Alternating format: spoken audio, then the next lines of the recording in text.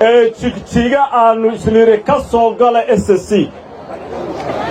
uu soo istaagay ninka la yidhaahdo caawa ka hor kama sheekayn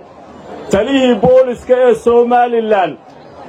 uu qoladii jigjiga markaa Daa'uud baa ka ahaa madaxweyne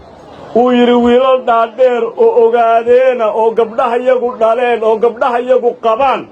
oo ooyayaanu labada gacmood iyo labada lugoodba idinka soo xidhnaa kuwan iyadoo labada lugood iyo labada gacmoodba ka xidhan yihiin lagu soo wareejiya waaba naga xishoodeen baa la oran karaa laakiinse ciidan bay dabada naga geliyeen oo waddanka nooga baxay yiraahdeen leeyga musaafiriyay inaan shir ku qabsado oo qorshihii waddanka lagu xurayn lahaa ka soo dejiyo ilaahay waa ugu mahadiyaa دكتور رواتي حسين قاسمنا ومهدينينا سيدي ونوغو سو دhoweeyey